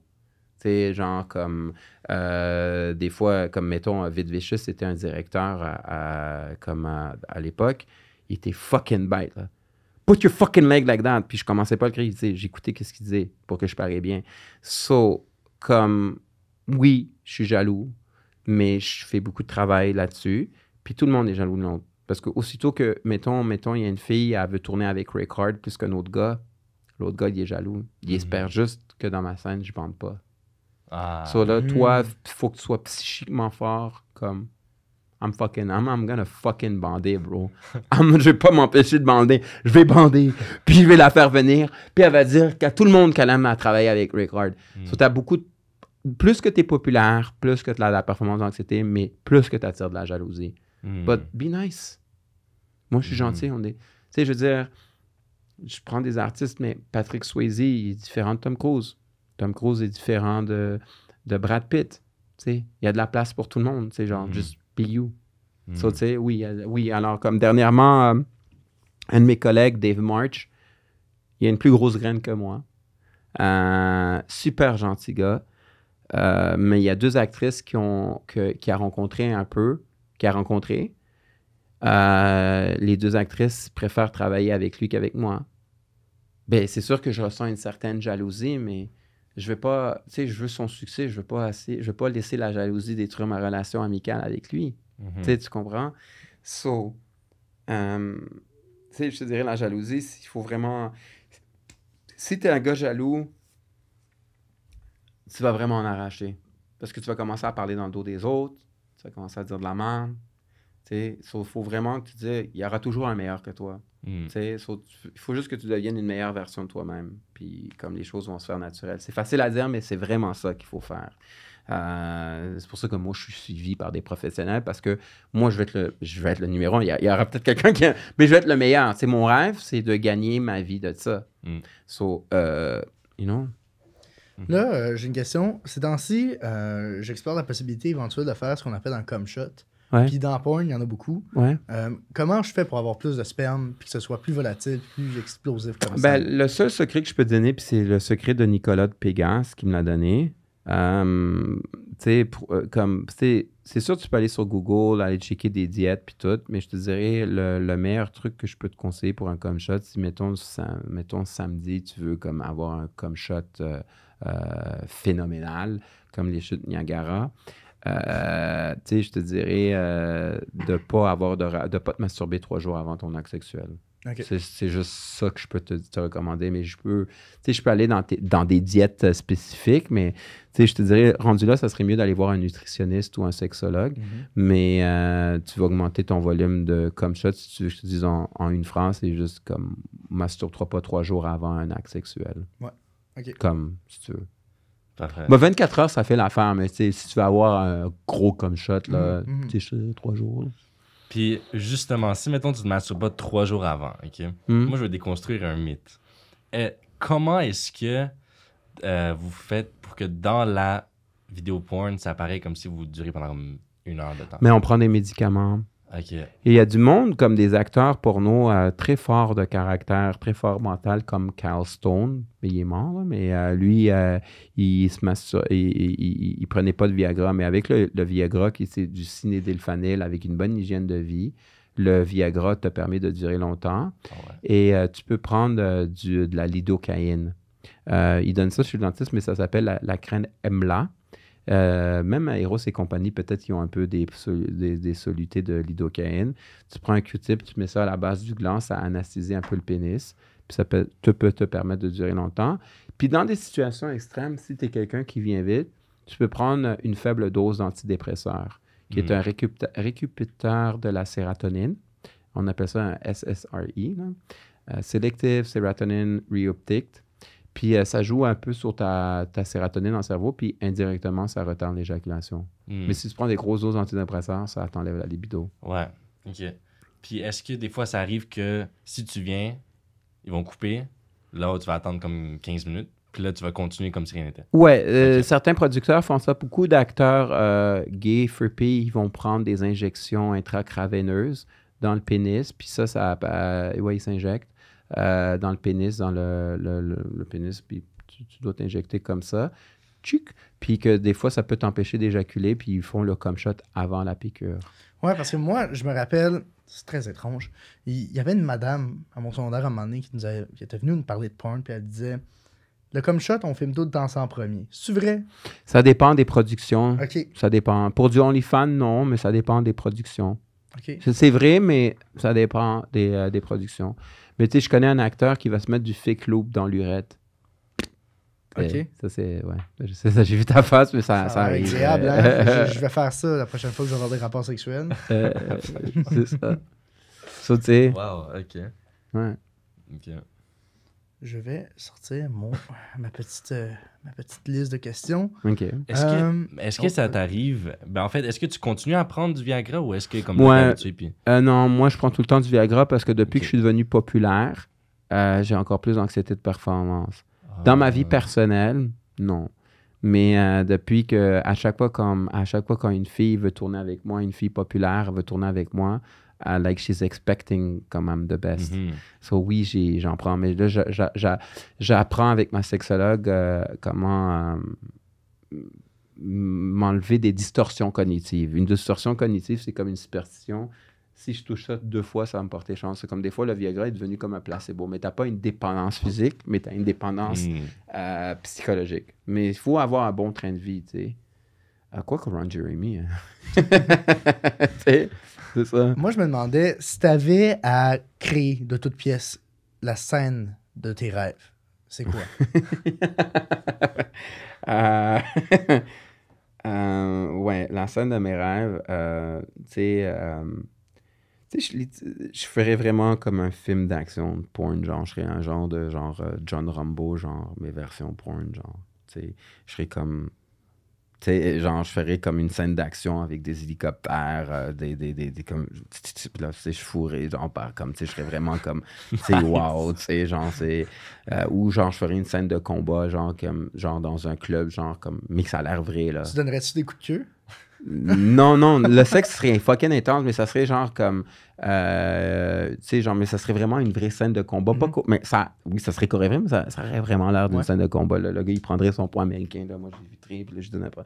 Là, genre, ça serait genre, moi, sexuellement parlant, là, que ça m'exciterait, genre, ça serait genre, je vais dans un club, genre, on filmerait le monde dans un club et tout. Puis là, il y a un gars, genre, comme qui veut se penser bon, genre, c'est un rôle, là. Puis il est avec des filles, puis il commence à me pousser, puis là, j'ai l'air du bully. Ben, non, j'ai l'air de la victime, puis lui, il est le bully, puis là, j'arrive, là, je me défends, je donne un coup de poing, puis là, la fille est full impressionnée, là, la burger arrive, elle colle, lui, j'ai suce la queue, puis là, c'est genre un truc comme ça, mais je mettrais la scène de combat intense, des vrais coups de poing, nanana, puis après ça, le sexe. Okay. Ça serait ça. Nice. Ouais, aussi. J'ai comme l'impression que certains vont sortir l'argument de OK, mais Rick, en vrai, il voulait juste être acteur. La partie c'est non pornographique semble être quelque chose qui te fait vraiment triper. Oui, c'est parce que ça, c'est à cause de mes parents qui étaient stricts. Parce que quand j'étais jeune, je voyais les films de Sylvester Stallone puis d'Arnold. Puis je me suis dit, comme, tu sais, mon père me dit, va étudier, c'est comme ça que tu vas être un homme. Puis moi, je voyais comme Commando, Rambo. Je me disais, à la place, ça me tente d'être un acteur de film d'action puis faire des millions. Tu sais, genre, je voyais ça, c'est ça la vie. Pour moi, c'est ça un homme. C'est pas comme. Mais en même temps, tu sais, j'aime coucher avec des filles. Ça aussi, j'essaie de jumeler les deux, genre. Je suis sûr que Tom Cruise aussi aime ça, coucher avec du monde. Toi, t'as juste fait les deux. J'essaie de faire les deux, mais c'est sûr, le problème qui arrive en faisant les deux, ça fait peur à certaines filles. Dans un sens qu'il y a beaucoup de filles qui préfèrent comme prendre leur sel, OnlyFans. C'est pas compliqué, prends mon sel, 6 mois, puis ça va lui rapporter autant d'argent qu'un truc scripté. Le problème en faisant ça, c'est sûr, sexuellement, c'est plus le fun de prendre son sel. C'est moins compliqué au niveau technique, tu sais, 6 mois, comme good. Mais l'affaire au niveau, tu sais, c'est comme un petit kid de 21 ans peut faire ça. OK, peut-être pas l'aspect technique, tu sais, mais je veux dire, un petit kid de 21 ans, une fille de 21 ans, elle peut coucher avec son fuckboy qui peut prendre son sel. So, pour moi, genre, j'ai beaucoup plus de pression. C'est pour ça que, genre, je veux faire des trucs artistiques. Ouais, mais quand tu travailles avec Record, tu sais, genre, le petit kid de 21 ans va pas faire des scènes de combat à la Rambo, là. So, là, tu sais, c'est ça. Mais par contre, il y a certaines filles qui ne leur tentent pas de tourner dans des trucs de scènes d'action. So, tu sais, c'est tough. C'est pour ça que j'essaie de faire les deux. Avec certaines filles, je vais prendre mon sel. Comme avec une fille avec qui je m'entends super bien, une influenceuse, une créatrice de contenu, elle n'aime pas les trucs scriptés, puis elle n'aime pas les trucs genre comme de Dahmer. Elle me dit, OK, Rick, tu sais, genre, on va faire Glory Hole, je te suce la queue, puis ça finit là. Il n'y a aucun art derrière ça. C'est juste plain sexe. Puis c'est mon amie, c'est Sweet Sophie, elle aussi, elle me coach. Elle est vraiment bonne avec le OnlyFans, elle. Mais, tu sais, artistiquement, elle n'aime pas trop les trucs. Elle est là, juste fait un produit qui rapporte de l'argent, tu sais. So, tu sais, c'est sûr que le côté non pornographique, j'aime ça parce que c'est comme une éjaculation abstraite. Tu sais, moi, ça me turn on, genre, des scènes d'action. C'est comme de la porn déguisée, genre. Tu sais, c'est... Même les dents de la main, je trouve que c'est de la porn déguisée. Ah ouais? Ouais. Mais parce que, tu sais, comme... non, je suis sérieux, c'est comme de la porn déguisée. C'est comme... mais c'est comme l'acte sexuel. En tout cas, je le vois comme ça, là. Tu vois, mettons, dans peut-être la première heure du film de Spielberg, Jaws, tu vois comme la caméra, c'est comme le requin. Là, comme tu comprends ce que je veux dire? C'est comme une forme d'éjaculation abstraite. Okay. Comme ça, je le vois artistiquement parlant. Wow! J'avais jamais vu une scène d'action comme une éjaculation. Abstraite. Ouais. J'adore. Tu sais, alors, tu sais, c'est que moi, ce que j'essaie, c'est vraiment difficile d'aller chercher les émotions avec mes films. Toi, as-tu déjà regardé un film qui a été te chercher émotionnellement? Un film pornographique? Sexuellement, oui, mais pas encore émotionnellement. J'aimerais ça. J'essaie, c'est ça. Est-ce que ton but, c'est genre de faire pleurer le monde pendant qu'ils viennent? Ouais, le pire, oui. C'est comme, yo, c'était tellement bon, là. Puis avec toutes les critiques, Palme d'Or, Oscar, ouais, j'aimerais ça. Ouais. Yo, man, j'ai travaillé dans le dernier film à Record. C'était tout thumbs up. Ouais, c'était émouvant. Ouais, c'était émouvant. Genre, ouais, j'aimerais ça un jour. Ouais. Yo, écoute. Yo, t'as vu comment le gars, il mangeait à plat, man? S'il y avait des émotions, genre. Toi, Daniel, si tu devais jouer dans un film porno, ce serait quoi? Ce serait quoi ton film porno de rêve? Wow. Ouais. Le gars des ressources humaines. T'as l'air comme d'un evil doctor en plus avec le gars des ressources humaines. Je vais te reposer la question à toi. Moi, je pense que ce serait de revivre ma première fois. Oh ouais? Ça, c'est une bonne idée. Yo, je pourrais faire American Pie version porno. Parce que moi, j'ai eu une première fois particulière. J'étais au Faux Fun électrique. J'ai rencontré... En quelle année? En 2018. Ah, ta première fois, ça fait seulement 4 ans? Ouais, non, je venais d'avoir 18 ans. Oh, J'ai t'es jeune 21 ans. encore. Tu devrais entrer dans le porn, toi. Tu sais, le petit kid, là, genre, tout le monde t'aimerait, genre, aujourd'hui, la fille, tu sais, genre... non, je suis sûr que tu ponnerais, là. Ben, merci. T'as encore tous tes cheveux, en plus. Mais c'est ça, fait que... J'étais au bar, c'était la première fois que je sortais, c'était le soir de mes 18 ans, c'était ma fête. Puis, C'est quand ta fête, c'est pas c'est le 22 août. Ça veut dire que t'es né en 2000? Ouais, en 2001. 2001? 22 août 2001? Ça veut dire que t'es né un mardi? Non, un mercredi. Non, je suis sûr. En 2001, parce que j'ai commencé le cégep le lundi 20 août, moi. T'as une Ta mémoire mémoire de date Ta mémoire est hallucinante. incroyable. J'ai jamais vu C'est ça. comme un genre d'autiste de porn. genre. What the Ben, peut-être un mardi, mais... Fait que bref, on est un jeudi, c'est les faufounes électriques, le Ladies Night. Fait que là, je rencontre une fille, elle est vraiment cool. Puis là, soudainement, son amie se joint à nous jase. Puis là, on finit tous les trois dans leur appartement à faire un trip à 3. Wow, Comme man. première fois. Yo, t'es vraiment un badass. Puis ils m'ont dit, ça tente-tu qu'on vienne chiller? Ça tente-tu de venir chiller à l'appart? J'ai dit non, j'ai des cours demain à 8h. Ils m'ont dit, ben, tu sais, on parlait pas vraiment de chiller comme des amis. Là, Chiller sexuellement. là, hein. j'ai... T'avais-tu consommé du cannabis? Non, mais beaucoup d'alcool. Ok. Euh, Mais t'as 18 ans, so who cares? mais c'est aussi ça, c'est qu'ils m'ont dit, je leur ai dit, ok, bon, ben, je suis all-in. 2 affaires, j'ai pas de condom, c'est ma première fois. Ils ont dit, on a un condom, ça ne me dérange pas. T'avais-tu de la misère un peu à performer avec le condom? Ah non, vraiment pas. T'avais les hormones dans le Ça a tapis. duré vraiment longtemps parce Wow. que j'arrivais pas à venir, parce Ouais. que j'étais trop dans ma tête puis en train de m'émerveiller devant ce paysage sexuel qui s'offrait à moi. So, le fait que t'as dit que yo, je devrais dire ça, tu sais, je veux dire, yo, je suis Raycon, non, dans le fond, je suis bien, j'ai me pogné 2 filles dans un bar. Yo, ça a dû être ça. Ils étaient plus vieilles que toi? Ouais, Ah, il y avait ok. 22 puis 23 ans. Puis je pense que je sais pourquoi est-ce qu'il était attiré, c'est parce que j'avais l'air du petit garçon blanc, pur, vierge, encore la page blanche. Ok, il voulait me salir. C'était-tu des femmes de couleur ou non, ça part? Non, ok, non, il voulait juste me salir. Je te comprends, salir mon ok, âme, quand t'es comme salir mon salir âme, ton ouais. âme, ok, J'étais tout ok. pur, puis ils m'ont sali. Mais Là, je suis brisé, puis j'ai un aimant entre couilles. tu fais là, tu vas te rappeler la première fois que tu vas te faire manger le cul. Ça va être ta première fois, tu vas t'en rappeler. Ça se peut que ça arrive bientôt, je sais pas. Non, mais ça, tu vas t'en rappeler, ça, je te le dis. Trust me. Ok, toi, ça s'est Ouais. passé comment? Moi, c'était le. Il se faisait C'était un lundi vers 11h50. Moi, c'était le. Attends, je vais te le dire, c'était le 11 septembre 2007. Ok. C'était un mardi. Avec une fille que j'avais rencontrée en mois d'août 2007, comme dans un bar, dans un club au centre-ville.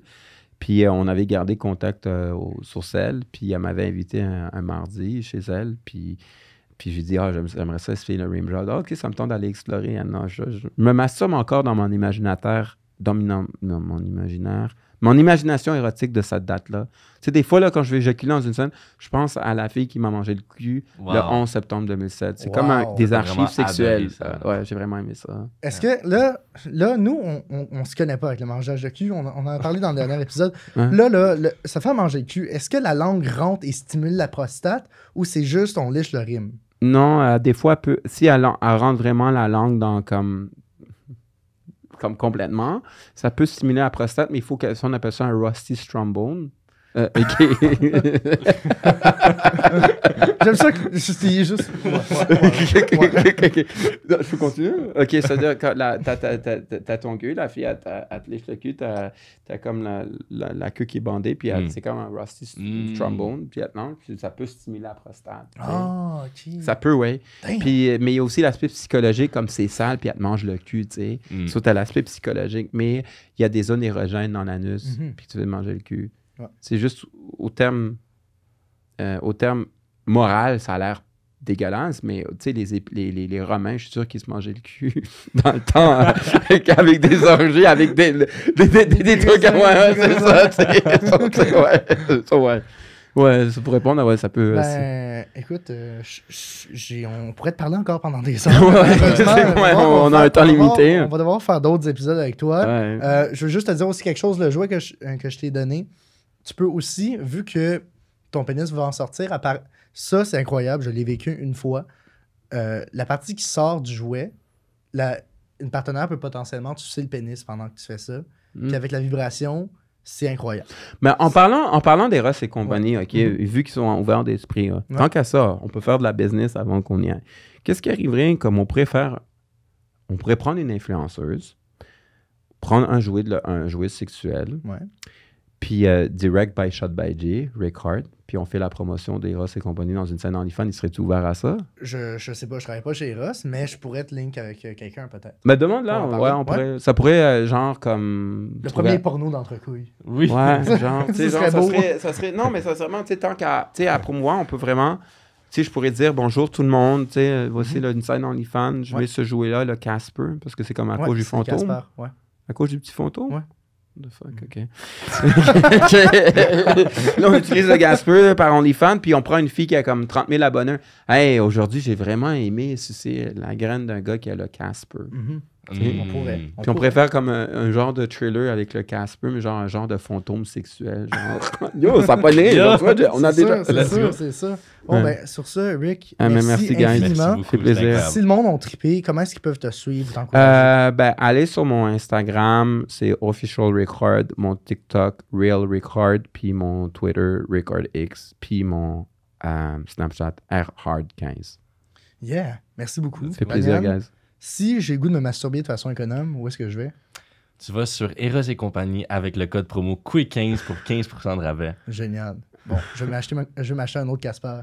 Let's go. All right. Merci tout le monde. À la semaine Merci. prochaine. À la semaine prochaine.